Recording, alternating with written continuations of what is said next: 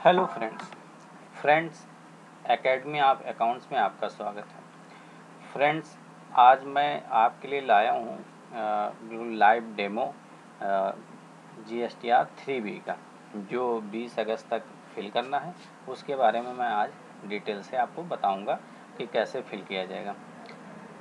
दोस्तों, सबसे पहले तो हम GSTR लॉगिन करेंगे, पोर्टल लॉगिन करेंगे। लॉगिन करने के बाद हमारा ये डैशबोर्ड आ जाएगा, और डैशबोर्ड आने के बाद इस डैशबोर्ड पर जाएंगे और इस तरीके से ये हमारा सर्विस मेनू है। सर्विस मेनू में जाके और रिटर्न पर जाएंगे। रिटर्न से ये रिटर्न डैशबोर्ड है। रिटर्न डैशबोर्ड पर हम क्लिक करेंगे। जब रिटर्न डैशबोर्ड पर क्लिक करेंगे तो हमारे सामने ये मेनू खुल के आएगा। तो इसमें आप देख रहे हैं कि फाइनेंशियल ईयर 2017-18 और यहाँ पर 2 मंथ दिए गए हैं, जुलाई अगस्त। चूँकि अभी जुलाई अगस्त 2 महीने के लिए GSTR 3B है, तो हमको जुलाई का फिलअप करना है, जुलाई का रिटर्न डालना है। तो जुलाई हम सेलेक्ट कर लेंगे और उसके बाद हम ये सर्च पर क्लिक करेंगे। तो दोस्तों, आप देख रहे होंगे कि हमारे सामने एक नया विंडो खुल के आया है, जिसमें आप देख रहे होंगे लिखा हुआ है detail of outward supplies of goods of service GSTR 1, यानी GSTR 1 भी अवेलेबल है, जिसकी ड्यू डेट लिखी है 5/9/2017। प्रिपेयर ऑनलाइन, प्रिपेयर ऑफलाइन, यानी GSTR 1 ऑनलाइन भी अवेलेबल है और ऑफलाइन अवेलेबल है। अब हम आते हैं यहाँ पर मंथली रिटर्न GSTR 3B पर। अब GSTR 3B में आप देखिए, इसका ड्यू डेट है 20/8/2017। प्रिपेयर ऑनलाइन, अर्थात इसमें क्या है कि इन्होंने ऑफलाइन की सुविधा GSTR 3B में नहीं दी है। तो चूंकि हमको GSTR 3B प्रिपेयर करना है, तो हम इस पर क्लिक करेंगे। क्लिक करने पर आप देख रहे हैं नया विंडो हमारे सामने ओपन हो गया है। और आप देखिए, इसमें जो ओपन हुआ है, सबसे पहला आपका जो कैटेगरी है वो है tax on outward and reserve charges inward. अर्थात इन्होंने सब कैटेगरी बांट दी है, यानी कि इसमें आपको क्या फिल करना है, आउटवर्ड, यानी जो आपने माल सप्लाई की है उसकी डिटेल इसमें फिल करनी है। रिजर्व चार्ज जो आपने पेड किया है उसको इसमें फिल करना है। दूसरा आप देख रहे होंगे इंटर स्टेट सप्लाई, इसमें यानी कि जो आपने एक स्टेट से दूसरे स्टेट, यानी स्टेट के बाहर जो सप्लाई की है उसकी डिटेल आपको देनी है। तीसरा आपका एलिजिबल ITC क्या बन रही है उसकी टोटल डिटेल आपको देनी है। यहाँ पर आप देख रहे होंगे exempt nil and non GST inward, यानी जो एग्जम्प्ट वैल्यू वाली आपकी सप्लाई है, जो नील वैल्यू वाली सप्लाई है, जो नॉन GST सप्लाई है, उसकी डिटेल देनी है। Inter state interest and let fees, यानी इंटरेस्ट और लेट फीस के बारे में डिटेल देनी है। सबसे पहले हम शुरू करते हैं यहाँ से टैक्स ऑन आउटवर्ड सप्लाई। तो इस पर हम क्लिक करेंगे। आप क्लिक कर देखते हैं कि यहाँ पर एक नया विंडो आ गया और इसमें इसकी 5 कैटेगरी बांटी गई हैं, ABCDE। 5 कैटेगरी में क्या क्या है वो हम आपको बताएंगे। तो आप देखिए, outward taxable supply other than zero rated, nil rated and exempted. अर्थात इसमें हमको वो डिटेल देनी है जो जीरो रेटेड नहीं है, जो नील रेटेड नहीं है, यानी एग्जम्प्ट, यानी जीरो रेटेड, नील रेटेड और एग्जम्प्टेड को छोड़कर जो सप्लाई है उसकी डिटेल हमको यहाँ फिल करनी है। तो सबसे पहले यहाँ लिखा है टोटल टैक्सेबल वैल्यू, अर्थात जो हमने जीरो रेटेड, नील रेटेड और एग्जम्प्टेड के अलावा जो हमने सप्लाई की है उसका टोटल वैल्यू क्या आता है, उसकी टोटल वैल्यू हम यहाँ पर लिख देंगे।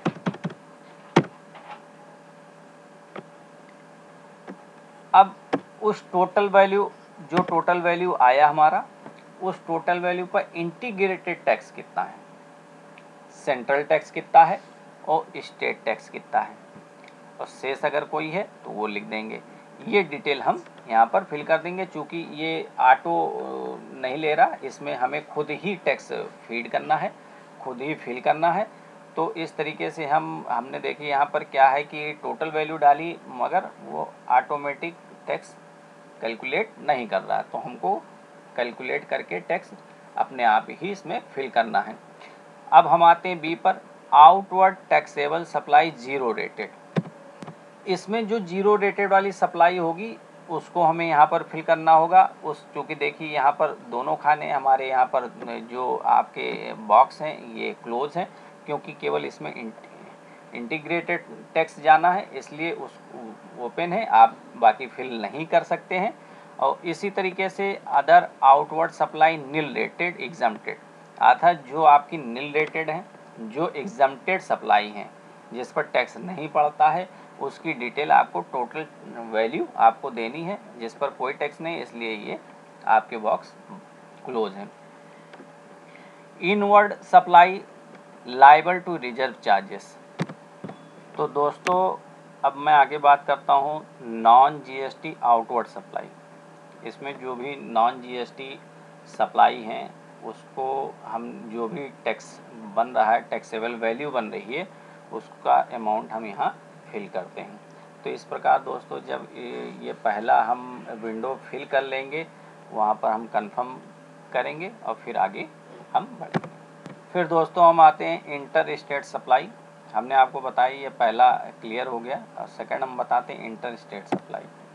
इंटर स्टेट सप्लाई में क्या है आप देखिए, इंटर स्टेट सप्लाई में हम जितने भी स्टेट हैं, अगर हमने 10 स्टेट, 15 स्टेट, 5 स्टेट, यानी जितने स्टेट को भी हमने माल सप्लाई किया है उनकी डिटेल स्टेट बाय स्टेट हमको देनी है। जैसे देखिए अब ये स्टेट है, अब मान लेते हैं कि हमने दिल्ली को माल सप्लाई किया और स्टेट के बाहर, तो उसकी टोटल टैक्सेबल वैल्यू हमको यहाँ पर फिल करनी होगी। टैक्सेबल वैल्यू मान लेते हैं कि अगर हमने किसी स्टेट में 2 लाख रुपए की सप्लाई की, तो 2 लाख और उसका टैक्स कितना बनता है वो टैक्स हम कैलकुलेट करके यहाँ पर लिख देंगे। और उसके बाद अगला स्टेट, अगर अगले स्टेट में हमने की तो चूँकि यहाँ पर एक ही आ रहा है रॉ, और तो हम आगे इसमें बढ़ाएंगे तो उसके बाद ऐड कर लेंगे तो हमारे और भी आ जाएंगे। तो हम सेकंड स्टेट मान लीजिए कि यहाँ पर अगर आता है कि सेकंड स्टेट गुजरात आ गया, और गुजरात में हमने माल सप्लाई की है, और वहाँ माल सप्लाई की हमने 1,50,000 रुपये का, तो उसकी डिटेल हम यहाँ पर दे देंगे। इस प्रकार दोस्तों इसमें जो भी हम माल सप्लाई स्टेट के बाहर हम सप्लाई करेंगे उनकी डिटेल देनी है। इसी तरीके से दोस्तों आप देख रहे होंगे यहाँ पर लिखा supply made to unregistered person, यानी जो हमने माल स्टेट के बाहर अनरजिस्टर्ड पर्सन को किया है उसकी डिटेल देनी है। इसी प्रकार के supply made to composition taxable person, यानी जो भी व्यापारी कंपोजिशन में आ रहे हैं उनको हमने माल सप्लाई किया है उसकी डिटेल इसी प्रकार से हमको देनी है। Supply made to UN holder, यानी यूएन होल्डर अगर कोई है उसको हमने सप्लाई किया स्टेट के बाहर तो उसकी डिटेल हमें देनी है और कंफर्म कर देना है। अब दोस्तों हम आते हैं तीसरे सेक्शन पर, एलिजिबल आईटीसी पर। इसकी डिटेल हम आपको बताते हैं इसको कैसे फिल किया जाएगा। आप देख रहे होंगे एलिजिबल आईटीसी पर गए तो यहाँ पर आ रहा इंपोर्ट ऑफ गुड्स।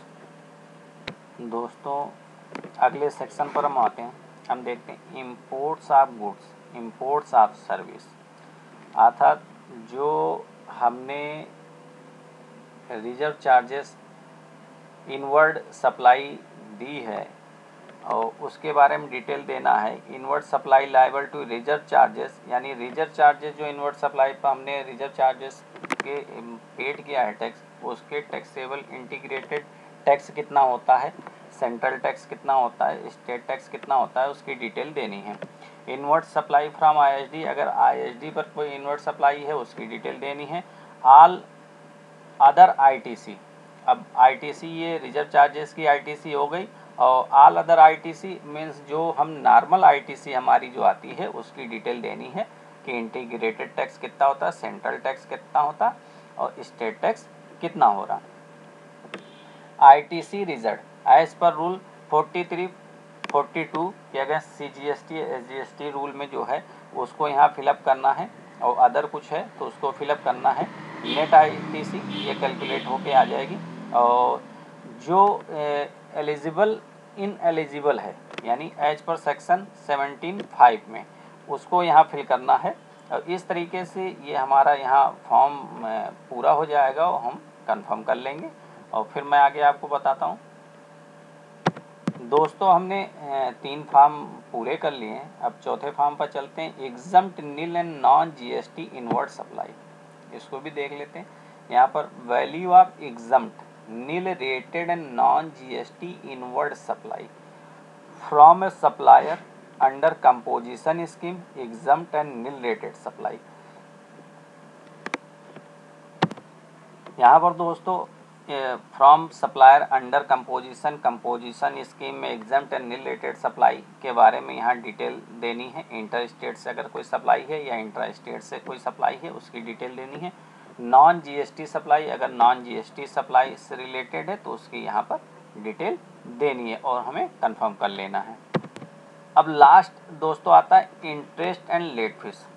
इसमें क्या है दोस्तों, इंटरेस्ट अगर हमारा कोई इंटीग्रेटेड टैक्स पर इंटरेस्ट पड़ता है सेंट्रल टैक्स या स्टेट पर तो उसकी डिटेल, चूँकि ये हमारा पहला रिटर्न है और टाइम टू टाइम जा रहा है तो इसमें लेट वाला कोई मसला है नहीं, तो इस पर इसलिए लेट फीस कुछ होगा नहीं और इसको कंफर्म कर लेते हैं।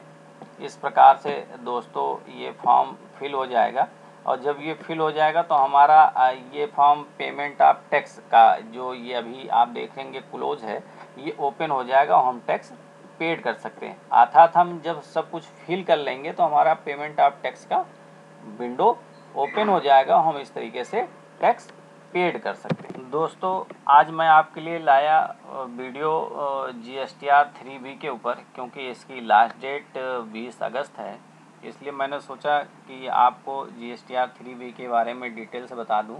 और अगर आपको मेरा ये वीडियो पसंद आया हो और इससे संबंधित कोई क्वेरी हो, कोई जानकारी चाहिए तो आप मुझे मेल कर सकते हैं, मुझे कमेंट कर सकते हैं दोस्तों। और इसके बारे में कुछ भी आपको जानकारी आप मुझे मेल करें या कमेंट करें, मैं उसका रिप्लाई अवश्य दूंगा दोस्तों। तो मेरी आपसे रिक्वेस्ट है कि अगर आपने अभी मेरे चैनल को सब्सक्राइब नहीं किया है तो प्लीज़ मेरे चैनल को सब्सक्राइब करिए, लाइक कीजिए और अपने दोस्तों में जानने वालों को शेयर कीजिए, जिससे अधिक से अधिक लोगों को ये जानकारी हो जाए, वो अपना रिटर्न फाइल कर सकें।